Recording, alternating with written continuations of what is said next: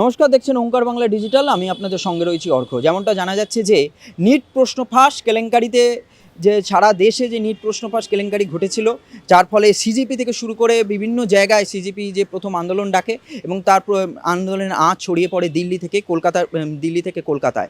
গতকাল অর্থাৎ শুক্রবার এই যে নিট প্রশ্ন ফাঁস কেলেঙ্কারির প্রতিবাদে সিজিপির ধর্মতলা একটি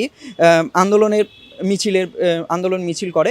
সেই মিছিলের মধ্যে সংবাদ মাধ্যম অর্থাৎ গণতন্ত্রের চতুর্থ স্তম্ভের ওপর আঘাত আনে কিছু সমর্থকরা। এই বিষয়ে পশ্চিমবঙ্গের মুখ্যমন্ত্রী শুভেন্দু অধিকারী জানান যে কাউকে ছাড়া হবে না। ইতিমধ্যে 70 জনকে চিহ্নিতকরণ করা হয়েছে। কেন আন্দোলন? তারা সকল যারা সংবাদ মাধ্যম আমরা যারা কভার করছিলাম তাদেরকে ধরে নিগ্রহ করা হয়, এমনকি তাদের মাথা ফাটিয়ে দেওয়া হয়। তারা অনেকে বর্তমানে হসপিটালাইজড রয়েছেন।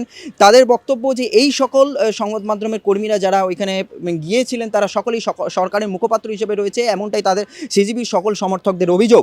সেই মতামতের পরিপ্রেক্ষিতে তাদের ওপর আঘাত আনে তারা এবং তাদেরকে বেলাগাম আঘাত করা হয়, এমনকি ক্যামেরা ভেঙে দেওয়া হয়, সমস্ত মাইক্রোফোনগুলো ভেঙে দেওয়া হয়। এই বিষয়ে মুখ্যমন্ত্রী জানান যে কাউকে ছাড়া হচ্ছে না, ইতিমধ্যে সবাইকে চিহ্নিত করানো হয়েছে এবং তার পাশাপাশি আপনাদের জানি আর কি সম্প্রতি পশ্চিমবঙ্গে লাগু হয়েছে গুন্ডা দমন আইন। সেই আইন মোতাবেক অনুসারে সকল যারা সংবাদ মাধ্যমের কর্মীদের ওপরে আঘাত এনেছিলেন তাদের ওপরে ব্যবস্থা নেবে এই যে নতুন সরকার, এমনটাই জানা যাচ্ছে প্রশাসনের তরফ থেকে। অন্যান্য সকল খবরের আপডেট পেতে চোখ রাখুন ওঙ্কার বাংলা ডিজিটালে।